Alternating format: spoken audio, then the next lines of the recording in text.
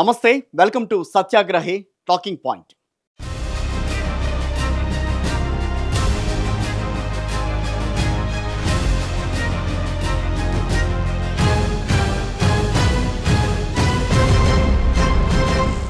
గత కొన్ని నెలలుగా కొనసాగుతున్న ఉత్కంఠకు బీజేపీ తెరదించింది. రేపు మాపు అంటూ సాగదీసుకుంటూ వచ్చిన రాష్ట్ర అధ్యక్ష పదవిని ఎట్టకేలకు భర్తీ చేసుకుంది బీజేపీ అధిష్టానం. ఇక్కడ కమల దళానికి కొత్త సారథిగా రామచంద్రరావును నియమించుకున్నారు. అయితే రామచంద్రరావు ఎన్నిక వెనుక బీజేపీ అవలంబించిన వ్యూహం ఏంటి? ఒక పక్కనేమో బీసీ నేత, అది కూడా ఈటెల రాజేందర్ను అధ్యక్ష పదవి అంటూ విపరీతంగా ప్రచారం జరిగిన టైంలో హఠాత్తుగా రామచంద్రరావుని ఒక బీజేపీ అధ్యక్షుడిగా ఎన్నుకోవటం వెనుక కారణాలు ఏమై ఉంటాయి? ఈటెల రాజేందర్కు అడ్డుపడింది ఎవరు? బీఆర్ఎస్ కాంగ్రెస్ నుంచి వచ్చే నేతల కోసమే రామచంద్రరావు నియామకం అనే వాదన వెనుక ఉన్న నిజం ఎంత? సో ఇవన్నీ కూడా వెనకాల జరిగిన వ్యవహారాలు. సో వీటన్నిటి గురించి మనం మాట్లాడుకుందాం ఇవాళ మన టాకింగ్ పాయింట్లో.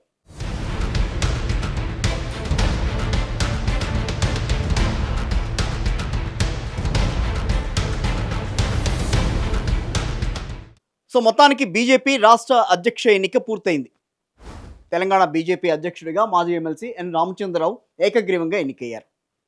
అయితే ఇక్కడ గమనించాల్సిన విషయం ఏంటంటే, బీసీ నినాదం బాగా ముందుకు వెళ్తున్న సమయంలో, తెలంగాణలో బీసీలకు ప్రాతినిధ్యం పెరగాలని మాట్లాడుతున్న తరుణంలో ఒక బీసీ నేతని కాదని తెలంగాణ సారథిగా రామచంద్రరావును నియమించడం వెనక అసలు ఏం జరిగింది?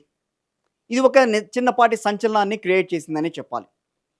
తెలంగాణలో బీసీని బీజేపీ రాష్ట్ర అధ్యక్షుడిగా చేస్తారని చాలా రోజుల నుంచి, అంటే చాలా నెలలుగా జోరుగా ప్రచారం జరుగుతూ వచ్చింది.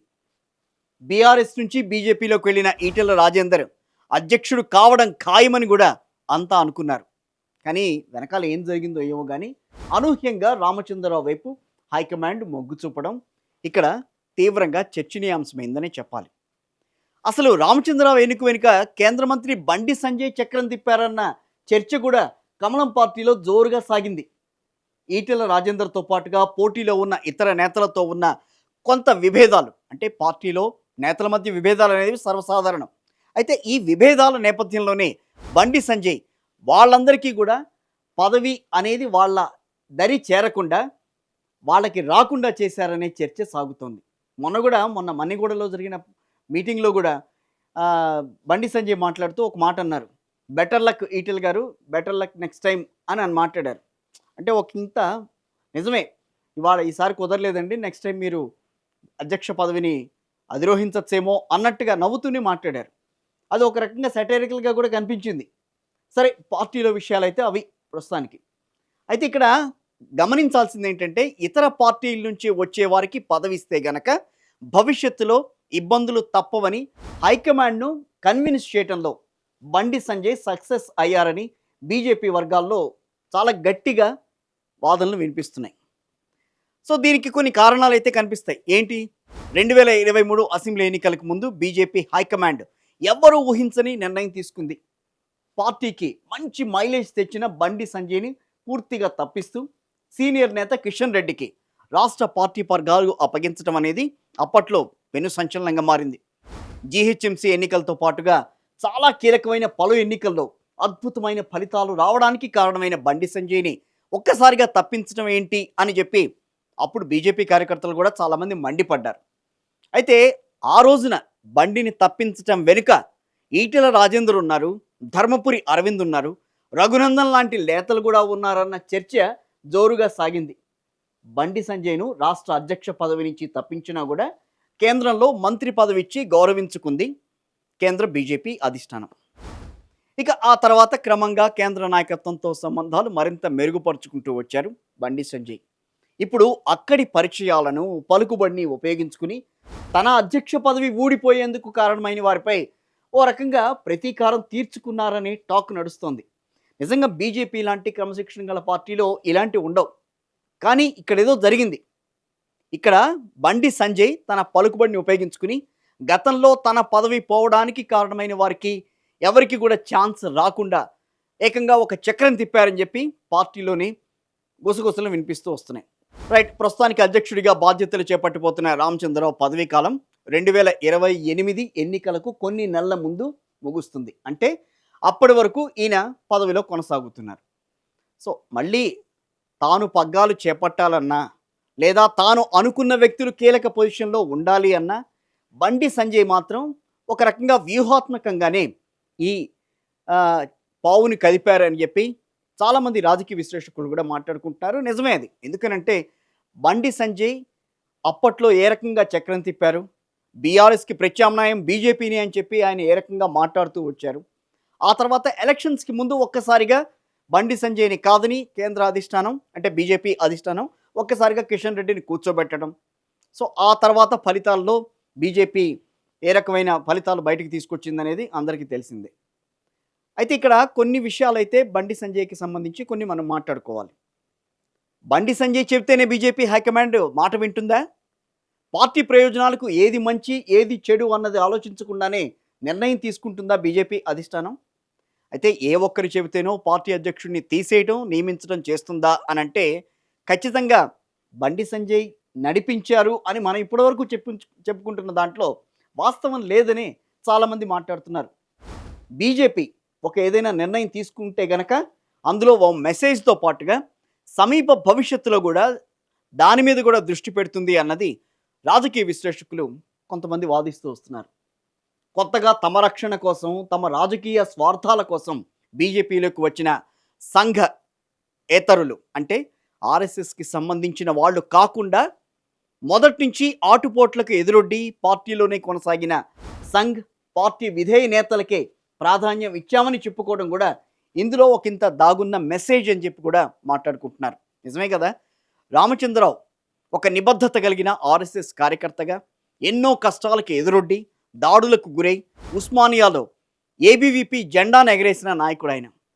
బీజేపీ నేతల పక్షాన న్యాయ పోరాటం చేస్తున్న న్యాయవాది.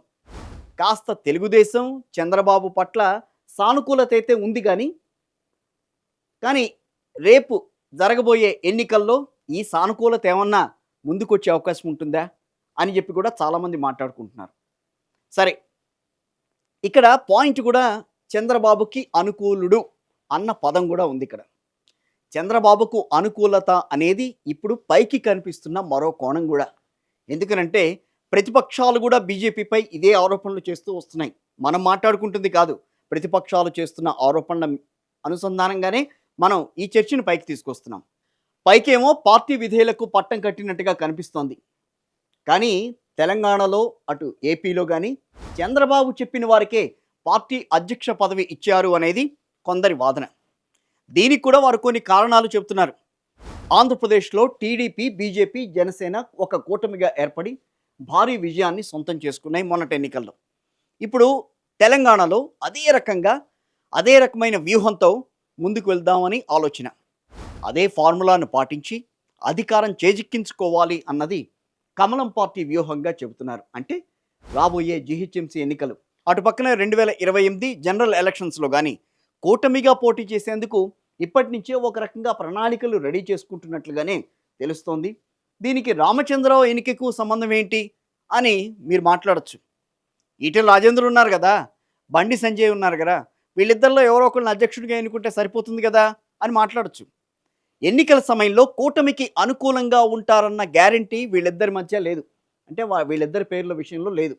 ఇద్దరు కూడా స్వతంత్రంగానే ఆలోచిస్తూ ఉంటారు. పార్టీని బలోపేతం చేసే కోణంలోనే సీట్ల విషయంలో కూడా తమ మాటే ఎప్పుడు నెగ్గాలని పట్టుబట్టే టైప్ అటు బండి సంజయ్ది కానీ ఇటు పక్కన ఈటెల రాజేందర్ కానీ. ఈ విషయంలో అటు చంద్రబాబు కానీ ఇటు జనసేనకు కానీ ఇబ్బందులు తలెత్తే అవకాశం ఉంటుంది రేపు కనుక కూటమిగా ముందుకొస్తే తెలంగాణలో. ఇందుకోసమే తన మాట వినాలి అంటే ఇది చంద్రబాబు గారి మాట అనుకుందాం కాసేపు. చంద్రబాబుకు సన్నిహితంగా ఉండాలి, పార్టీ విధేయులుగా ఉంటూనే తనకు సన్నిహితంగా ఉంటూ బాగా పేరు పడ్డ రామచంద్రరావును ఆ పేరును తెరపైకి తెచ్చారు. అది కూడా చంద్రబాబే తెరపైకి తెచ్చారనే వాదన ఇక్కడ బలంగా వినిపిస్తోంది. అయితే కొన్ని విషయాలు మనం మాట్లాడుకోవాలి ఇక్కడ. సొంతంగా కాకపోయినా కూటమిగానైనా సరే తెలంగాణలో ఎట్టి పరిస్థితుల్లో అయినా అధికారం చేపట్టాల్సిందేనని బీజేపీ హైకమాండ్ చాలా పట్టుదలగా ఉందని రాజకీయ పండితులు విశ్లేషిస్తున్నారు. ఈ పరిణామాలన్నీ కూడా దానికి అనుగుణంగానే ముందుకెళ్తున్నాయి మనం గమనిస్తే. ఎందుకనంటే అటు టీడీపీ వస్తోంది, ఇక్కడ జనసేన. టీడీపీ తన మూలాల్ని మళ్ళీ పైకి తీసుకొచ్చే ప్రయత్నం జరుగుతోంది. అటు జనసేన అని అంటారా, సో పవన్ కళ్యాణ్ ఇమేజ్ని బేస్ చేసుకుని ఇక్కడ తెలంగాణలో ఏదో రకంగా కొన్ని సీట్లు రాబట్టాలన్న ప్రయత్నం జరుగుతోంది. మరోవైపు బీజేపీ ఇప్పటికే 8 సీట్లు అంటే 8 అసెంబ్లీ స్థానాలు ఉన్నాయి. 8 మంది పార్లమెంట్ అభ్యర్థులు ఉన్నారు. పార్లమెంట్కి సంబంధించి పార్లమెంట్ సభ్యులు ఉన్నారు. సో వాళ్ళ ద్వారా మరింతగా ముందుకెళ్లాలనేది ఇటు బీజేపీ ఆలోచన. సో ముగ్గురు కలిస్తే ఏదైతే ఫార్ములా అటు ఆంధ్రప్రదేశ్లో ఉపయోగించారో అదే రకమైన ఫార్ములా ఇక్కడ కూడా ఉపయోగించాలి అనేది అటు చంద్రబాబు కూడా పట్టుబట్టినట్టు ఇక్కడ తెలుస్తోంది. రామచంద్రరావు ఎన్నిక వెనుక వినిపిస్తున్న మరో రీజన్ కూడా ఇక్కడ కనిపిస్తోంది. అంటే ఒక పక్కన మనం చంద్రబాబు గారి గురించి మాట్లాడుకుంటున్నాం, మరో ఆసక్తికర అంశం కూడా మళ్ళీ ఉంది ఇంకా. సో ఎట్లాగైనా సరే తెలంగాణ రాష్ట్రంలో అధికారంలోకి రావాలి అన్నది బీజేపీ వ్యూహం, అందులో ఎలాంటి డౌటు లేదు. అయితే సొంతంగా అధికారంలోకి రావాలా లేదా కూటమిగా జట్టు కట్టి పవర్ చేజిక్కించుకోవాలి లేదనంటారా? ఈ 2 వ్యూహాలు కాదనంటే ఇంకొక ప్లాన్ కూడా ఉంది. మన ఈ 2 ప్లాన్లను ఏమనుకోవాలి, ఏబి అని అనుకున్నాం అనుకోండి, సి ప్లాన్ ఇంకోటి ఉంది. అది బీజేపీ రెడీ చేసుకుంటోంది అన్నది కొంతమంది ఎక్స్పర్ట్స్ మాట్లాడుతున్నారు. సో మనం కూడా దాని గురించి ఒకసారి మనం మాట్లాడుకునే ప్రయత్నం చేద్దాం. ఇతర పార్టీలకు చెందిన కీలక నేతలను ఆకర్షించాలి. బీఆర్ఎస్లో ఉన్న కీలక నేతలు, ఇటు పక్కన తెలంగాణ కాంగ్రెస్లో ఉన్న కీలక నేతలు, వీళ్ళందరినీ కూడా ఆకర్షించాలి అని అంటే దాని వ్యూహం ఏమి ఉండాలి? వచ్చిన అధ్యక్షులంతా సీఎం కావాలనే రూల్ ఇక్కడ లేదు కదా బీజేపీలో. ఎందుకనంటే మొన్న బండి సంజయ్ వ్యవహారం చూసాం. రాష్ట్ర అధ్యక్షుడు ఆయన అప్పటి వరకు, ఎలక్షన్స్ ముందు వరకు ఆయన సీఎం అభ్యర్థి అని చెప్పాడు. నాకు ఎక్కడన్నా ప్రకటించుకున్నారు బీజేపీ వాళ్ళు? లేదు. ఉన్నట్టుండి కిషన్ రెడ్డిని తీసుకొచ్చారు. పోనీ కిషన్ రెడ్డికి ఏమన్నా ఆయన రాబోయే రోజుల్లో ఆయనే మా ముఖ్యమంత్రి అని చెప్పుకుందా బీజేపీ? అది లేదు.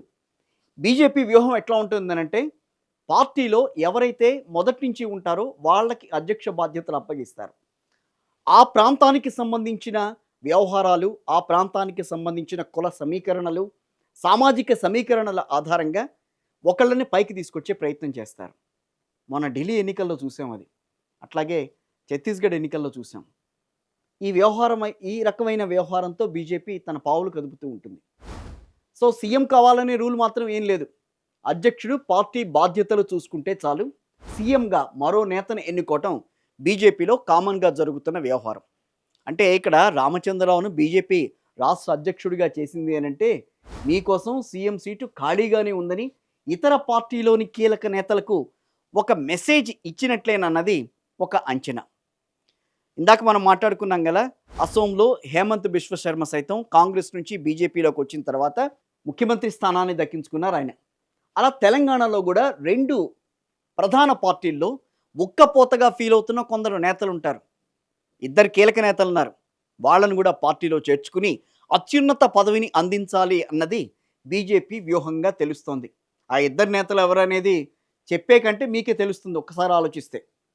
వారికి లైన్ క్లియర్ చేయడం కోసమే సీఎం అభ్యర్థిత్వానికి పోటీ వచ్చే ఈటెల రాజేందర్, బండి సంజయ్ లాంటి నేతలను పక్కన పెట్టింది అన్నది ఒక వాదన అయితే నడుస్తుంది. సరే, మరి ఇప్పుడు ఈటెల పరిస్థితి ఏంటి? ఈటెల రాజేందర్ బీజేపీ రాష్ట్ర అధ్యక్షుడు కాబోతున్నారు అని చెప్పి ఊదరగొట్టిన మీడియా అంతా కూడా ఇప్పుడు ఏం మాట్లాడుతోంది, ఏమంటోంది, అసలు విశ్లేషకులు ఏం మాట్లాడుకుంటున్నారు అనంటే ఒక ఇంట్రెస్టింగ్ టాపిక్ అయితే ఇక్కడ ఉంది. బీజేపీ తెలంగాణ అధ్యక్షుడిగా ఈటెలకు అవకాశం ఇవ్వకపోవడం ఆయనను అవమానించటమేనన్న భావన ఈటెల అనుచరులలో వ్యక్తమవుతోంది ప్రస్తుతానికి. వాస్తవానికి బీఆర్ఎస్ నుంచి బయటకు వచ్చిన ఈటెల కాషాయ కండువా కప్పుకున్న సమయంలోనే చాలామంది అసలు ఎందుకు వచ్చాడు ఆయన బీఆర్ఎస్ నుంచి దీంట్లోకి అని విస్మయం వ్యక్తం చేసిన సందర్భాలు ఉన్నాయి. ఎందుకనంటే వామపక్ష భావజాలం ఉన్న ఈటెల రాజేందర్ బీజేపీలో ఇమడడం కష్టం అన్న అభిప్రాయం ఆ రోజునే చాలామంది వ్యక్తం చేశారు. ఆ తర్వాత కూడా 1-2 సందర్భాల్లో ఈటెల రాజేందర్ కొంత భావోద్వేగానికి గురై మాట్లాడారు. వారి విశ్లేషణకి తగ్గట్టుగానే ఈటెల బీజేపీలో ఇమడలేకపోతున్నారు, ముక్కపోతకు గురవుతున్నారు. పలు సందర్భాల్లో గట్టిగా ఈ మాట కూడా వినిపించింది. అయినా సరే ఈటెల మాత్రం బీజేపీలోనే కొనసాగుతున్నారు కూడా. ఈ మధ్యలోనే బీజేపీ అధిష్టానం కూడా ఈటెల పాపులారిటీని కూడా గమనించింది, సిన్సియారిటీని కూడా గుర్తిస్తూ పార్టీలో మీకు ఒక సముచిత ప్రాధాన్యతనిస్తామని చెప్తూ వచ్చింది. అసెంబ్లీ ఎన్నికల బరిలో పరాజయం పాలైనా సరే, ఇటు లోక్సభ ఎన్నికల్లో ఈటలకు మల్కాజ్గిరి అంటే అతిపెద్ద పార్లమెంటు స్థానాన్ని ఆయన పోటీ చేసే అవకాశం కల్పించింది. ఆయన గెలిచారు. ఎంపీగా ప్రస్తుతం కొనసాగుతున్నారు బీజేపీ ఎంపీగా ఈటెల.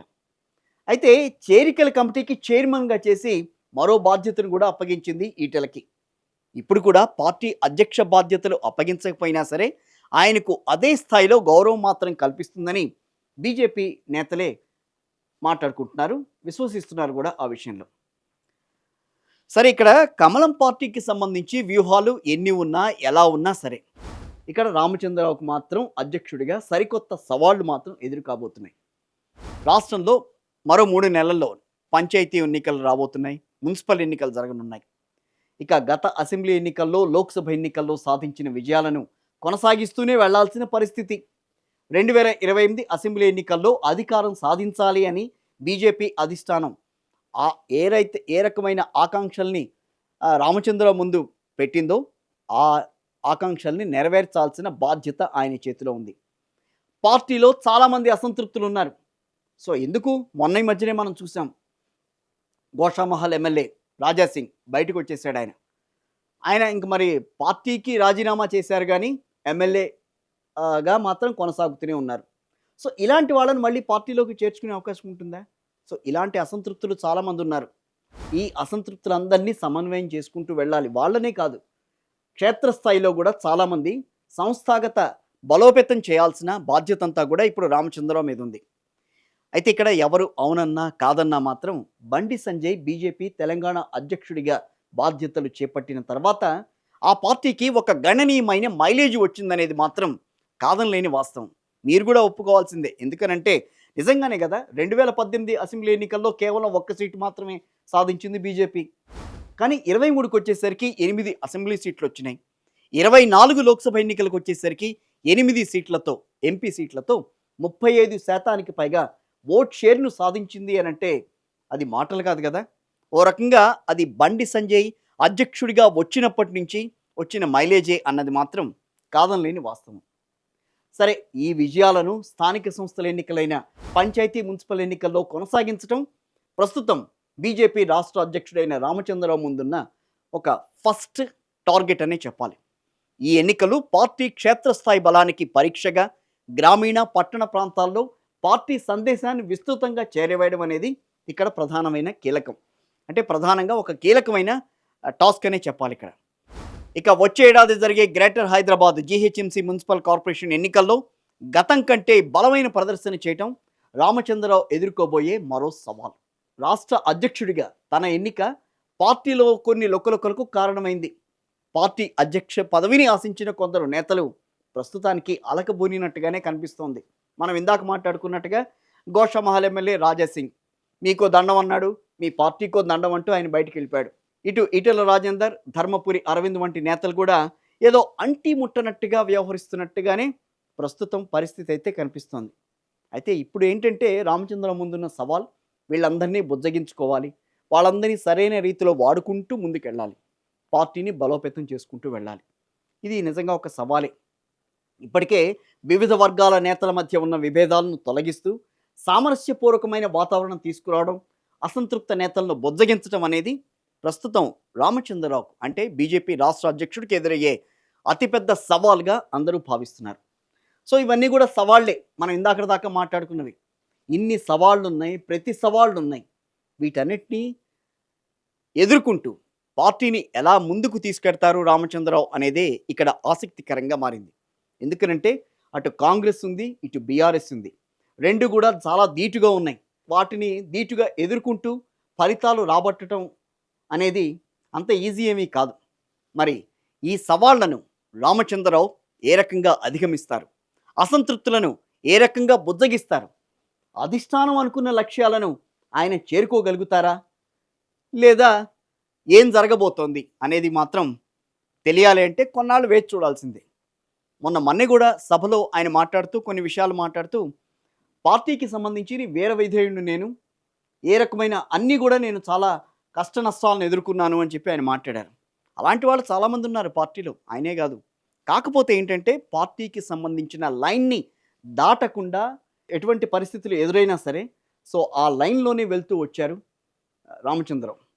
మరి మిగతా వాళ్ళు గూడా ఉన్నారు గదా! వాళ్ళకు గూడా అదే రకమైన బాధ్యతలు ఇవ్వాల్సిన అవసరం ఉంది గదా! బీజేపీ అధిష్టానానికి అని మాట్లాడొచ్చు. కానీ ఇక్కడ పార్టీతో పాటుగా బీజేపీకి అలైడ్‌గా ఉన్న కొన్ని సంస్థలున్నాయి. ఇందాక మనం అనుకున్నట్టుగా ఆర్ఎస్ఎస్ లాంటి సంస్థలు. వాళ్ళు ఏది చెప్తే వాళ్ళు చెప్పిన పేరే బీజేపీలో నడుస్తూ ఉంటుందని జెప్పి గత కొన్నాళ్లుగా విమర్శలు చేస్తున్నారు చాలామంది. దాన్ని విమర్శలని అన్నాం. కానీ ఇక్కడ సద్విమర్శ అది. నిజమే అది కదా! ఈ రోజున రామచంద్రరావు విషయంలో అదే నిరూపితమైంది. ఆర్ఎస్ఎస్ రాసిన పేర్లు మాత్రమే పరిగణలోకి తీసుకుంటుంది బీజేపీ. అది అక్షరాల తెలంగాణ బీజేపీ అధ్యక్షుడి ఎన్నిక విషయంలో మాత్రం తూచా తప్పకుండా పాటించింది బీజేపీ అని చెప్పక మానలేం మనం. ఎందుకనంటే అది జరిగిందక్కడ. జరిగింది అందరికీ తెలిసిన విషయమే. కాపోతే ఇక్కడ మెయిన్ సవాల్ ఏంటంటే రామచంద్రరావు అందరినీ కూడా కలిసికట్టుగా ముందుకు తీసుకెళ్ళగలిగే సమర్థత ఎంతవరకు ఆయన చూపించగలరు?